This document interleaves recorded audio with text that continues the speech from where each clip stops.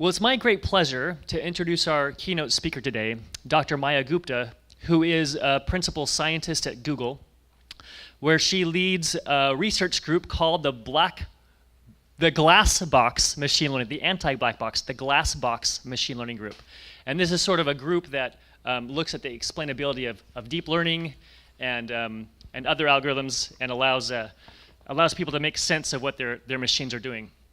Prior to Google, Maya was a tenured professor of electrical engineering at the University of Washington. While she was there, she received a number of prestigious awards, including the Presidential Early Career Award for Science and Engineering, the PCASE, and from the Office of Naval Research, she received the Young Investigator Award. She received her PhD from Stanford under the direction of Robert Gray, who's a well-known person in statistics and machine learning. And on a personal note, I got to know Maya at University of Washington because she was my advisor. And on a personal note, I'll just, she is the type of mentor that we need in each of our communities, especially in ours. I remember one morning, it may have been, it probably wasn't a Saturday, I think it was like a Friday morning, a student colleague and I were tucked in this hallway room that had a glass window, studying for our qualification exams, right? Getting each other. Maya walked by from a meeting to a meeting, and soon after, poked her head in, came in with a large stack of papers, and proceeded to give us all personal qualification exam practice. And it's that and many, many other sort of personal care notes of personal interest in our students that I thought was a great example of mentorship and something we need more of in our community. Today, Maya will be speaking to us about do you know what your machine learning is doing? It's my great pleasure to introduce Dr. Maya Gupta. Let's welcome her.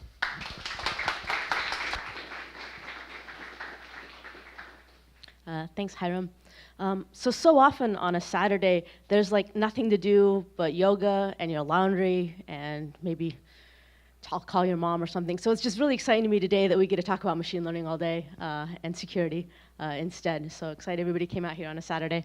So I'm actually going to be actually fairly constructive about this. Not only are we going to ask, do we know what our machine learning is doing, but how do we make sure that we know what our machine learning is doing? How do we control our machine learning to do what we really want it to do?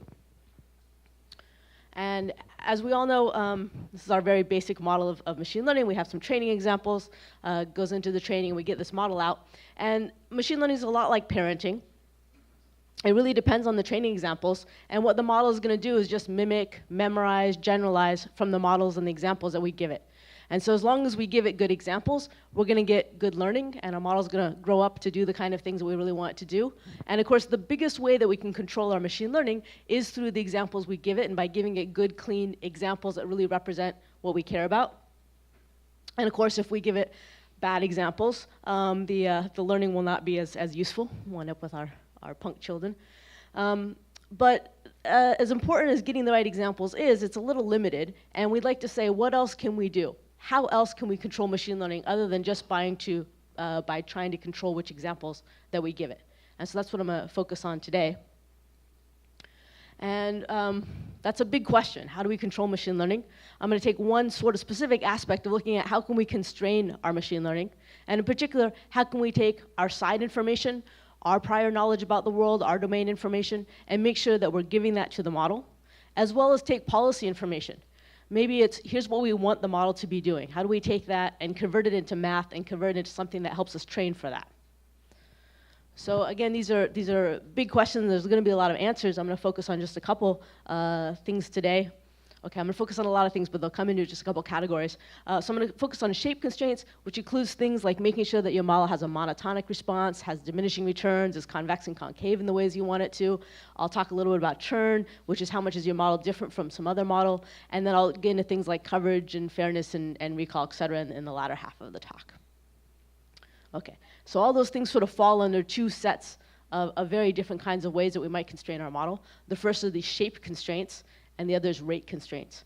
And shape constraints is a very old idea in statistics. You may have heard of isotonic regression. Goes back very long, just like many of these ideas in statistical learning. But we're going to dig into how we can actually do that today in really flexible modeling. So to do that, let's start with an example. Let's pretend you want to build a system to rank coffee shops. And so part of your system knows how far the coffee shop is from the user. And you want to know, well, what should that function look like as a function of distance? So far we've got just one training example here. We have a coffee shop. It's a kilometer away. We saw how happy our user was. We go out, we collect some more training data, and things are looking good. We go ahead and we'll fit our model. We get a nice linear fit. Everything's looking good. Everything's well behaved. But that doesn't really feel like everything we want to do, right? We want more training data, and now we have big data, and now we want to fit something more flexible. This just feels underfit, feels too rigid. Let's go crazier. So we use our modern machine learning, and we try to fit something more flexible. So what is that going to look like? Well, it depends, of course, what model you do, but it might look something like this. So this is a cartoon, but later we can show you some real results with DNNs. This has a lot better training accuracy, right? I've done a much better job fitting my line through the dots. So by my overall training accuracy metric, this is going to look like a much better model. But of course, it's not a very good model. It's telling me that users really like coffee shops 1 kilometer away, and then they really hate coffee shops that are 2 kilometers away, but they like coffee shops that are 4 kilometers away, and it just doesn't seem quite right, does it? Okay, so here we've gone ahead and we've overfit, and we're fitting the noise. So we've gone too flexible. So everybody knows what we do when we have a model that's too flexible. We want to regularize it, and there's lots of ways we could regularize it. Let's look at something else before we regularize. What happens when we zoom out? So this is a key problem that we see at Google, and that I think is much more prevalent than people always realize, which is that you collect your training data in one part of the feature space. Over here, maybe 1 to 10 kilometers. But then many times you want to use your model much more generally across a much larger feature space. And that IID, non-IID shift between your training and your test domain is often what really kicks you, right? So bad as this was, there was mostly somewhat well behaved over here, but now things are looking really bad. And this particularly will happen if, for example, you get a lot of training data, say here in Washington, D.C., where people can walk to their coffee shops, and so all your training data is over here. You now take this model, you deploy it in Montana, and all your coffee shops are 20 kilometers away, and suddenly you're telling people to drive further out to Bozeman. Okay, so as I said, when things are overfitting, and if you've got this sort of problem in the tail, you may not notice they're overfitting because you may not be testing out there. But once you realize you're overfitting, of course you want to regularize. You can do that in various ways. So this is certainly looking better. And whether we use dropout or weight decay or some other method, we'll get something that just sort of takes some of the bumps out, right? It'll somehow usually smooth things. That's usually what regularization does. But I'm still not happy because I know, and my 5-year-old nephew knows, that the further you have to walk, the less happy you're going to be if you have no other features. And so we expect there to be a global trend to this function. We know that a priori. That's our domain knowledge. This machine learning, despite having a bunch of data, is going to be noisy and not pick that up. And in fact, the more flexible we go, the more we're going to hit some of those bumps and that noise. And so this isn't something that we usually just solve by getting more data. Okay, so what we'd like is to be able to learn flexible monotonic functions that say, hey, what do you know about your features? Let's make sure that we're capturing that and doing the right thing at these global trend levels. So we'll talk a little bit more about how we can do that today. And here's just a quick 2D example. So here we'll assume that you're going to buy the last bookstore in the US, and you're going to stock it with books, and you want to decide what books to stock. So your stocking function, you're going to rate these books. Probably you want books that have a high rating, so that's moving left on the book's rating, so you want to be monotonic in rating. But whether or not it has a good cover, people judge the books by their cover, really depends, right? The best books are the ones that have a high rating and have an alluring cover. On the other hand, the worst books are the ones that have a low rating and have an alluring cover, because people are going to buy those books and they're going to have a bad experience and be unhappy. So we're not saying that that you want to be monotonic with respect to all your dimensions, but just that there's going to be some inputs that you want to be monotonic with. And then you want to say that for any value of the alluring cover axis, if I move and get a better book rating, I'd like to make sure my function gets better. So I always want to score things higher along some dimensions. Okay, so that guy's not monotonic, that guy is. And let's just do one more example problem here. Let's say I'm building a machine learning model to predict how long it's going to take you to drive on this stretch of road. And for features here, I know what the traffic is like, I know how much rain there is, I know what time of day it is, I know what month it is. Do I have any domain knowledge that I'd like to be imposing here to predict the travel time? Yeah, so at least my domain knowledge as a Seattleite is that the worse the traffic is, the travel time should go up. And for the same amount of rain and the same day of the month and everything, it should never be that there's more traffic and it actually get there faster. And similarly with rain, it should never be that my model says, oh, it's raining harder, you're going to get there faster. That would just be weird. So I can tell it all that sort of stuff ahead of time, and now not go and fit some noisy data in the wrong way. Okay, so as I was saying more generally, we in an IID world, this is already a problem, but in a non-IID world, this is worse. And the truth is most machine learning in practice is not IID. The very basic fact of that is just time marches on. So almost always you're training your models on past data and you're applying them to future data. And if you've got people who are trying to evolve the system to beat you, gets even worse, right? But what happens with these non-IID systems, well, and here's just an example of the kind of thing that happens a lot to internet machine learning models is, let's say, for example, that you're, I don't know, a large company like Netflix and you want to score some videos. The feedback that you're getting on videos is maybe clicks or whether people are watching it, but you're only getting feedback on videos you showed people, right? So you've got a catalog of millions of videos. You're only able to get feedback on some of them. So the stuff that you can use as training data is only stuff that you showed people in the first place. But then when you go to use your model, you've got to score millions of videos. So this is all these candidates that you have to score down sort of here in the deep. So if your current model is any good, in a feature space, looking at a couple inputs here, probably all of the stuff that you're showing people in the first place is already pretty good, and it's in this part of the feature space. But then you've got to learn a model just from this part of the feature space that extrapolates somewhat correctly to the rest of the space where you're going to use the model, right? So this is a major non-IID problem. This isn't something where you can just kind of throw in a linear matrix and fix it. You need to worry about what your model's doing as you extrapolate down. And so again, we're going to argue that things like shape constraints, monotonicity can help you, but this is a bigger problem. Just in general, there's probably a lot of solutions that we need to really bang the heck out of this. Okay. So as I said, making sure that our function is monotonic in the directions we want is one solution, and we're going to spend a few slides kind of digging into how do we actually do that technically. So the easy thing we can do is just fit a linear function. This linear function, nice and monotonic, it's positive increasing in x1, positive in x2, and it's negative in x3.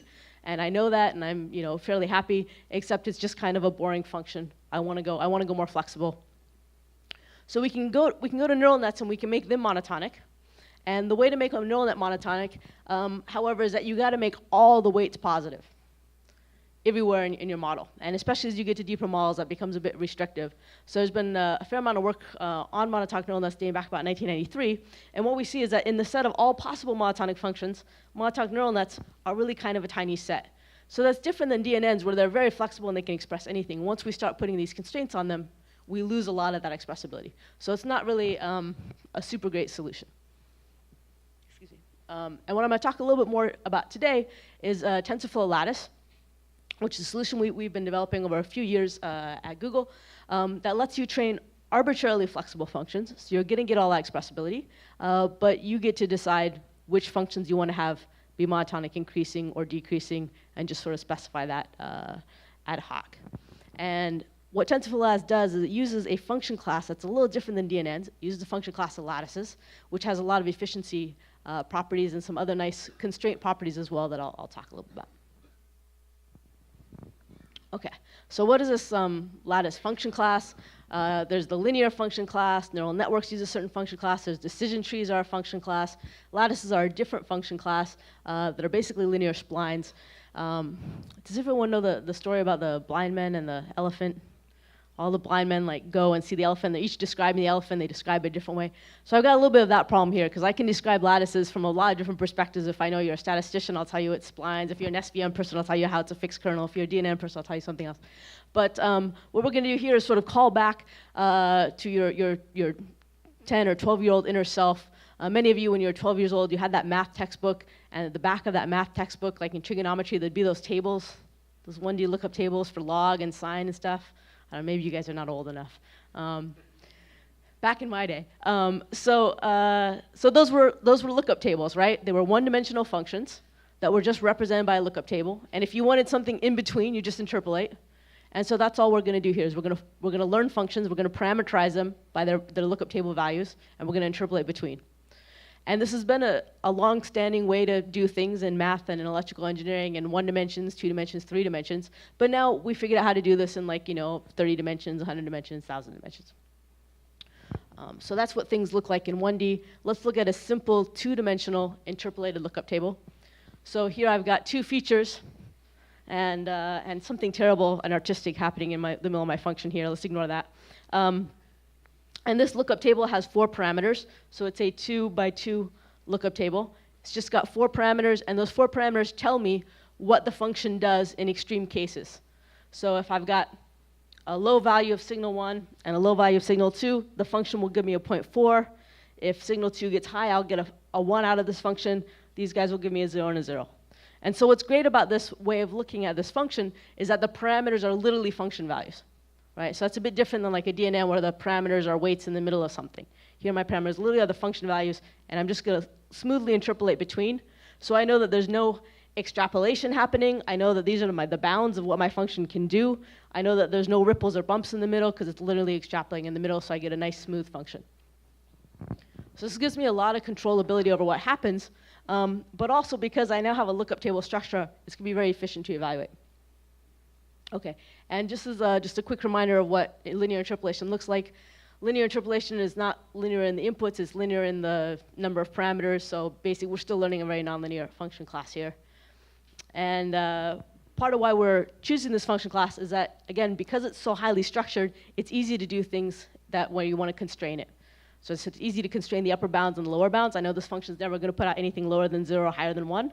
And I can tell you, just looking at it, that it's going to be a monotonic function, because the parameters are only going up when I go that way, and the parameters are only going up when I go that way. And I can prove that everything in between also is going to go up along any vertical or horizontal axis. Okay, so that's pretty easy in a 2 by 2 space.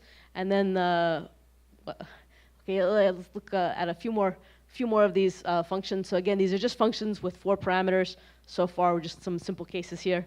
Again, a little bit of extra art going on here. And you can see we can express quite a bit of different kinds of flexible functions here. Some of them monotonic, some of them not monotonic. We can get an exclusive OR over there. So there's a lot you can do with just 4 parameters. But we want to get even more flexibility. To get more flexibility, we can make our lookup table bigger. So here we're still in 2 features, but I've got 5 values to my lookup table and 2 values to my lookup table. So I've got 10 parameters to this function, and it's starting to be very smooth. And when I come in here in one particular cell, I'm going to get interpolated just from the adjacent lookup table values. So it's a lot like a very structured nearest neighbor method in that sense. And again, very easy to constrain things like monotonicity. Just make sure your lookup table parameters are going up in the direction you need to have them go up.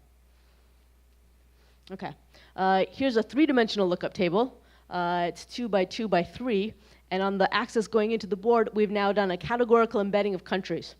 So we can do things like embed categorical or discrete values as well as continuous values. And if we want even more flexibility, so let's just go back here for a second. This is a 2 by 2 lookup table. If I have 3 features, what's the smallest lookup table I can have on 3 features? It's going to be 2 by 2 by 2, right? So 2 to the 3 or 8. And in general, if I have D features, my smallest lookup table is going to be 2 by 2 by 2 by 2 by 2, 10. So by the time I have 10 features, a very small lookup table model is going to have 1,024 parameters. It's kind of like a completely exploded decision tree. So if you have 20 features, I'm starting to feel the pain here, right? There's exponential scaling, so I need to do something else. So a good solution for that is we just start creating ensembles of these things. Just like you'd have ensembles of decision trees, you can have ensembles of these little lattices, except decision trees are like piecewise constant, which takes a lot of them to do anything useful. And here we have these very powerful functions. So when we ensemble them, we get something smooth and monotonic. And then, of course, everybody knows the buzzword these days. We can go deep. We can make cascades of ensembles of lattices and really get very efficient, flexible models. OK, so this is sort of a different view of that. And all of this is in the TensorFlow lattice package if you want to play around with it yourself. But we're starting from just simple linear models.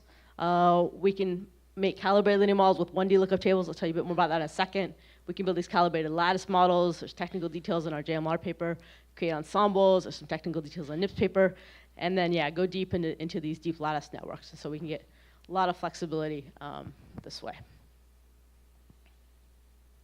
Okay, so I'm gonna go back to the left and start back talking about linear models, and then move right really fast, just in case you're, where are we in this plot? Okay, so let's go back and talk about linear models, because a lot of times people think that linear models are really interpretable. So let's just challenge that. Let's say that we're going to build our coffee recommendation system, and we have our guy here, and we can send him to the close coffee shop with 1.7 stars. You know, the bathrooms are gross, or he can go a little further for 4.3 stars, and our function needs to balance these two features. So maybe we train a linear model, we get minus 0.3 distance, 0.7 star rating. What's more important here? Does this model care more about distance or star rating? Okay, it's tempting to say star rating, but this is a trick question because you don't know what the units are, right? So really, we don't know anything about this model, which I think is one of the challenges with linear models. People feel like they must be really interpretable, but often you don't really know what's going on. Because if I tell you distances in kilometers or in inches, that's really going to change what these coefficients mean, right? So the first thing we need to do is calibrate. And if you've worked with machine learning a lot, you know that often how you transform your features or pre-process them is makes a huge difference. Well, we wanted to not have to have engineers have to do that, so we've set it up to make it easy to learn automatic transformations of features. So these are then discriminatively trained. So what happens here is your distance comes in, let's go over here. Your distance comes in kilometers, and then we calibrate it to a 0-1 space with just a 1D transform. And you'll notice that looks a lot like a log, because people carry out distance in sort of a log way, right? But instead of you having to say, maybe I should take the log of distance before I feed it to my model, you just tell it, please learn the right 1D transform, and it does that for you. And similarly here with star rating, you can see star rating comes in and gets calibrated again to 0-1. And here we see that really low star ratings have a big impact on people's decisions. No one wants to go to the scary place where they might get shot. But in the middle here, people are not really that sensitive if it's between 3, 4 stars. And then if it's a really high star rating, like 5 stars, maybe they're willing to walk that extra distance. So it would have been hard for us as humans to say that ahead of time, but by giving the model the ability to learn the 1D transform itself, it's figuring that out from the data for us. Okay, and then the other nice thing is now this output here after it transformed is between 0 and 1. This one is between 0 and 1. So that's going to fit nicely into my lookup table. But it also means that even if I just do a linear model, I know this is now minus 0.8 times something that's on a scale of 0 to 1. And this is plus 0.2, something on a scale of 0 to 1. So we now get a more sensitive model, and we can now be more confident at saying, yeah, distance actually is the main thing that's going on here. Okay, so this is that same diagram, just as a block diagram. So we had various signals coming in. We sent them through these piecewise linear functions, these 1D transforms. And let's just look at that again. So all these piecewise linear transforms are one-dimensional lattices. They're just lookup tables with some points interpolated. And that gets you this 1D function. And so we transformed each feature, and then we sent it through a linear model. So this is a 2-layer model where we have 1D feature transformations and then some linear fusions afterwards. But maybe we want to be non-linearly fusing, because what this says is that the importance of distance is the same no matter what the star rating. And in fact, we may want to say, no, the importance of distance changes depending on what star rating looks like. So then we need a nonlinear fusion, and so we can put a lattice model there instead, and that gets us to this calibrated lattice model setup. Okay, we'll skip some details about training, but it's just like you always think it is. There's a structural risk minimization under the hood, but now we have to add a lot of constraints to get the monotonicity constraints. In practice, that turns out to be something like 100,000 constraints for most real-world models, but it's part of why we put the code out there to make it easy so people don't have to redo that themselves. And you get this all in the Tensor Flow Lattice package. So yeah, so you can build ensembles, pretty straightforward like you expect. These tend to do a little better than random forest, particularly when you have non-IID shifts in your data. And you can build deep lattice networks, sort of as deep and as complicated as you want, layer them with other layers from other types of modeling. And there's some results in the papers about different monotonic modeling, and I'm going to skip these and instead show you this vague application that I'm not going to tell you much about. But here I'm comparing a DNN and a deep lattice network against a baseline model. And this is a regression model. And again, I'm not going to tell you super much. But here we've got an improvement over baseline. And well, the first thing we see is that, oh, I forgot my legend here. The blue ones are the DLN, and the red ones are the DNN. So the deep lattice network here has some monotonicity constraints and some prior domain knowledge for architecting it. And the deep neural network doesn't, but it's highly optimized. And they're both doing a lot better than baseline. But it turns out that we do a bit better with our deep lattice network in this case. But the really important thing about this happens here, which is when we start to break this up by advertiser size, what we find out is that the DNN, again in red, is really doing really great. All of its error reduction is for the top 10% of advertisers. If we look at the smaller advertisers, there's about 70% of advertisers that the DNN is actually worse than the production system on. So just looking at the overall metrics, we thought, oh, everything's great, this model's doing great, but we start to slice things down, and we realize that the DNN is really overfit to just the big models. Okay, overfit is the wrong word here because the test accuracy is fine, so we're not overfitting the distribution, but it's overfitting who it cares about. It's really only helping out part of the segment of the base. And with the DLN, the blue lines, you'll see the histogram bars are improving across the space with the exception of the smallest 10% advertisers, where it's just really hard to do anything better than the baseline on there. And that's because of the greater regularization. So we're sort of forcing, your machine learning model is trying to explain your training examples, and here with the DLN, we're forcing it to explain the data examples in a way that's consistent with our real world knowledge. And so that ends up regularizing a lot better. Okay, in the TensorFlow Lattice package, there's a couple other regularizers I'll just mention briefly that give you some ability to control the shape. One is a Laplacian regulator, just lets you make your function flatter or smoother. Another is a torsion regulator, lets you make your function less nonlinear. These are all detailed in papers. There's a lot more math in the papers there. Okay, and just to highlight again that open source library, it both has canned estimators and the layers API, so you can mix and match that. And there's some really nice tutorials for this. And this link takes you straight to a page. You can scroll down and just do the tutorials in your browser. So you don't have to install a bunch of software if you don't feel like it. And we put a lot of time into making a lot of really good comments to walk you through if you're not someone who's already comfortable with TensorFlow. Okay, in our remaining 5 minutes, we're going to talk about our second topic, which is rate constraints. So that's okay, we're on plan here. So we talked a lot about shape constraints, was sort of constraining the shape of the model. Rate constraints lets us control what the model is doing on data. And what is a rate? A rate is just what is the classifier doing on a data set. And so the positive rate, P plus on D, is how often is the classifier predicting positive on data set D. And how often is the classifier predicting negative on this data set D. And rate constraints are just anything that I can write in terms of a bunch of different data sets, DK, what is the positive rate and what is the negative rate, and wanting to bound that. So it's a pretty flexible kind of constraint, but it's now data set dependent. And there's a bunch of things that I want to do from a policy perspective that I can write in this format, including things like recall, so if you care about name and Pearson classification. One of the ones that I care a lot about is churn, because we're usually replacing a model, and we want the new model not to make a bunch of unnecessary changes because we get instability throughout our system. So we want to make sure the new model basically makes as much as possible the same classifications as the old model. Things like coverage, are we making sure that we're predicting the right number of positives or the number of positives we think you should be predicting? And then fairness. So I'm not sure how many people have thought a lot about ML fairness. This is a really important area, but it's also incredibly complicated.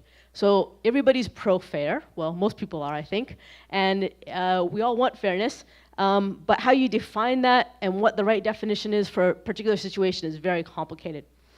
And ideally, we would have fairness for individuals, but most of our fairness metrics are defined on groups. And so we're asking questions like, do different groups get the same metrics? And let's just look at a few different mathematical definitions here of fairness. I won't go through all these, but just to give you some sense of some of the confusion and complexity of the literature and the policies out here.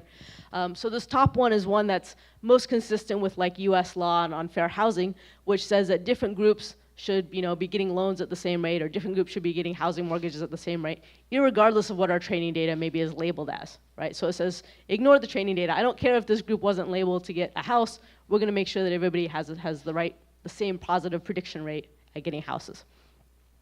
But lots of other these metrics are a bit different. One of my favorite here is not worse off. If there already is a classifier in the real world and we want to replace it, no group wants to see worse performance than they had before. That feels unfair to them, right? So you can see various definitions there. But all of these can be expressed as rate constraints in these terms of these p pluses and p minuses, which means that we can solve them using the same underlying optimization, constrained optimization. So now let's have our structural risk minimization problem. We'll have these rate constraints here that you've decided on your policy.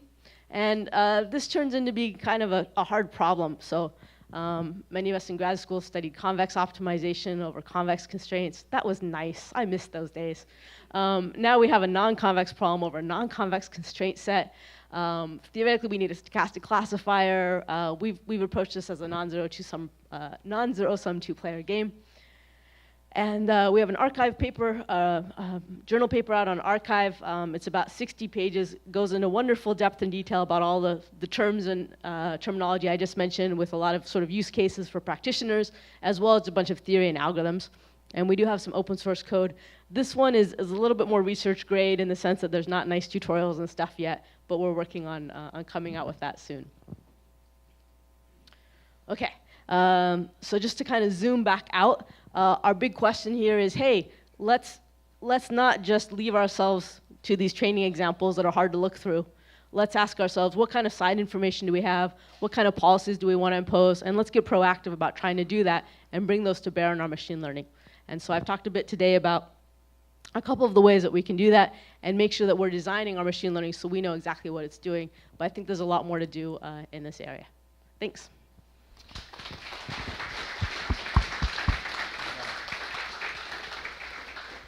Maya, an excellent talk, except for the scary place that they might get shot. It reminds me a little bit too much of our venue this morning, coming through the alley. So we should apply those monotonic constraints to our own travel here to CAMLIS. Before we start, I actually have a question, and it's a high-level question, but I think in security, that ideas of fairness actually are becoming more important, and these constraints. I want to know from a high level, at Google or other companies you might be aware of, the trade-offs and the sort of political discussions behind the trade-off between accuracy and fairness, right? Because one might degrade the other, right? Yeah, wow, so that's a really hard question. The first thing I'll say is Google's a very big place, and there's a lot of different product groups struggling with different challenges. There's a lot of different notions of fairness that you might or might not want to impose. Often what we see is that if you can make the classifier more accurate in general, that it does get more accurate for everyone. But as I was showing you guys with like the advertiser example there, it's easy to sometimes get metrics that are overall better, but are actually worse for a lot of parts of your population. And so one of the things that I think is interesting about Google is the kind of groups that we worry about being fair to are a little different, well, are a bigger set of groups than maybe are part of the usual discussion like in journalism.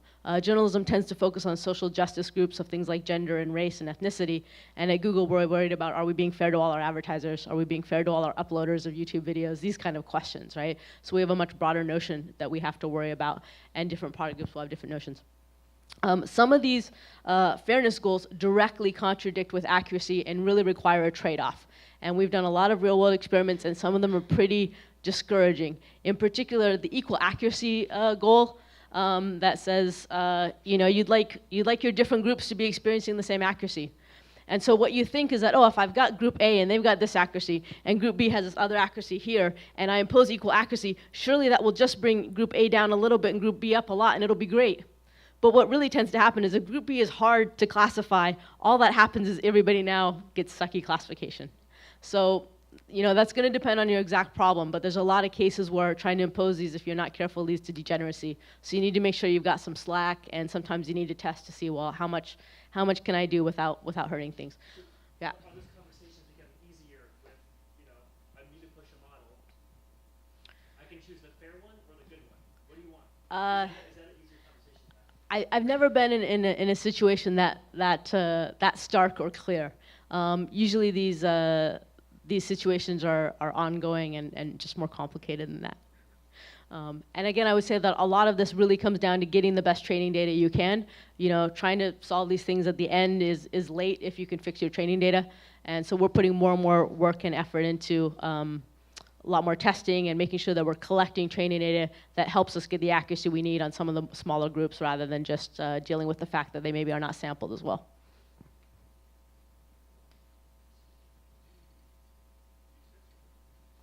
You might have to push the mute button.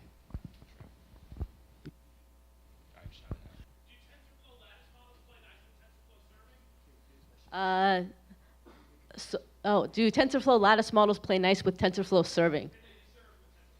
Yeah, so I'm going to answer from an internal point of view. Internally, everything plugs and plays really well. Externally, everything should plug and play really well as well. But TensorFlow keeps changing. So sometimes external people ask me things that I don't know the answer to. Like, I'm not sure if we support eager execution, for example. But there's the canned estimators, the TF-learn estimators, there's the layers. You can plug and play them, and everything should work pretty well. If it doesn't, send us a shout out, and we'll try to fix it.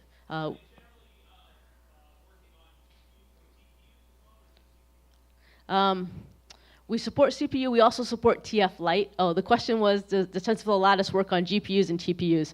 So we support TF Lite, which is one way to get support for more mobile devices. But we don't have an XLA solution yet. We're working on that, hoping to have that out in a few months. So I think that's somewhat. Hello. Yeah. So I'm not quite sure I understand the relationship between the early example you have, the training data that's not covering, you have a chart, not covering some of the data point that you couldn't really put in training, versus the fairness they're talking about here. I can see intuitively there's some relationship there. Can you elaborate how you address or address that?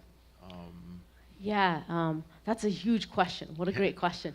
So the first chart there is talking about something with like trying to get training data from video, from user interactions, where you're only getting it sort of from the head or from the good stuff, right?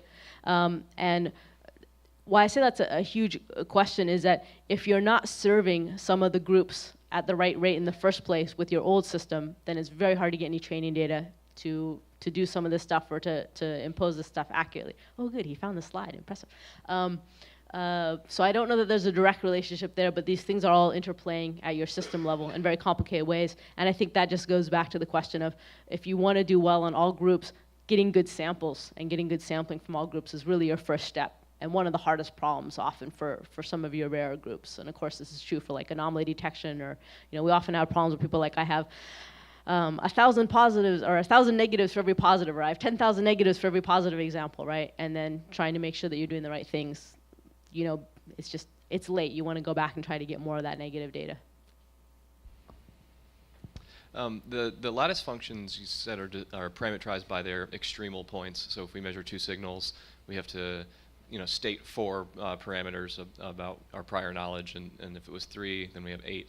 As you mentioned, as we go on and on, that yeah, now hopefully you aren't having to use your prior knowledge to actually set the parameters. You can if you want, but usually you're just going to train those from your training data. Oh, okay. So yeah, my question was, if we have 10 features and 100 features, I certainly don't have prior knowledge about 2 to the 100 things. Yeah. Can I mix and match? I know about some of the features I've measured, and the rest I'm going to back off and not make any assertion. Yeah, you can set individual features. Usually, though, people are constraining things at a little bit higher level. So usually you're going to solve for those parameters just like you solve for any other parameters, which is with an empirical risk minimization. But you may add some constraints either for monotonicity, and you would be specifying that at a high level rather than adding the exact constraints. And you might be specifying some constraints on the bounds. So for example, if you're predicting probabilities, you might be like, I shouldn't be predicting anything less than 0 or more than 1. Or maybe you know what the range of your regression function is, stuff like that. So yeah, being able to control those in a bit more direct way.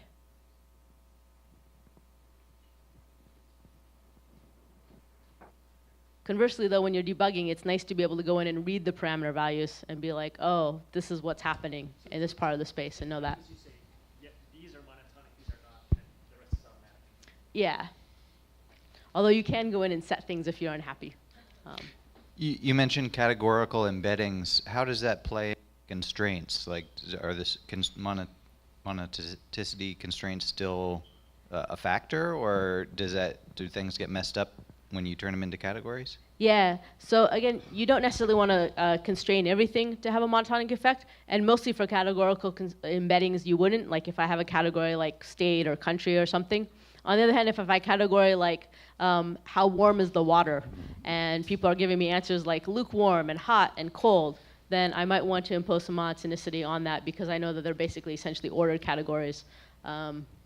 And we can do partial ordering in those categories, but I'm not sure if that open source code does. But you might be able to constrain the categories as well. So it's kind of just up to you whether it makes sense. So what if I knew my data was symmetric about some line in my lattice? Could I add that information to this model? If you know your data is symmetric about an axis, Yeah. we wouldn't make that easy, but I'm wondering if you can take account that prior knowledge by looking at the absolute value of your data and maybe separating it out to absolute value and sign, or otherwise, transforming your data in another way that sort of captures that knowledge from you. Okay.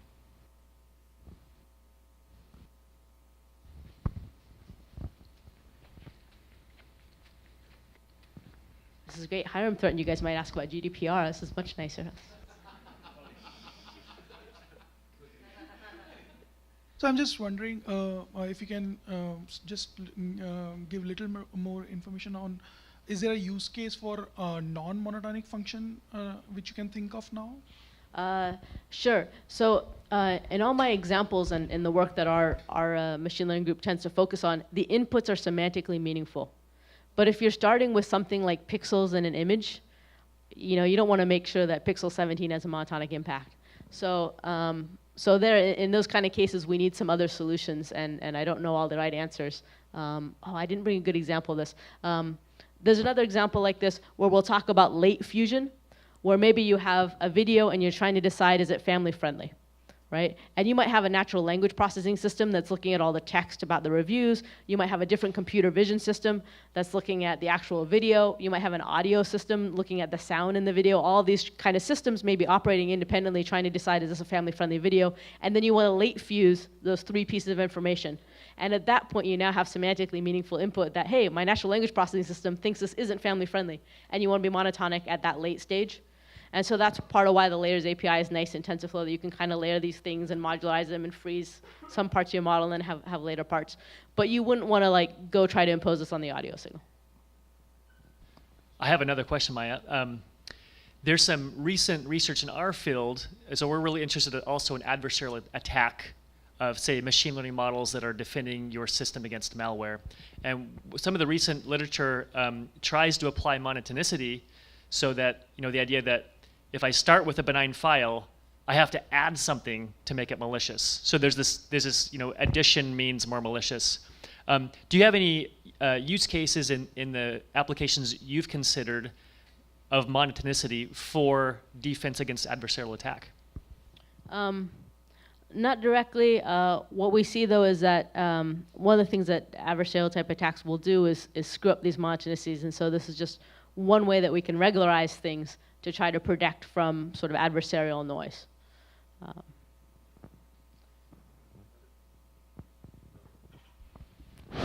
Another question. So if the domain knowledge is kind of there but not certain, do you see how to incorporate stochastic variables in there? I don't know about stochastic variables, but one of the things that we'll do is we'll often use this for hypothesis testing. We'll be like, we think that this should have a monotonic effect on this. Let's see what happens when we impose that on the machine learning. Oh, wait, it totally made everything awful. Okay, what's going on with this data that's not what we thought it was? And let's go in and investigate. So that part can be useful.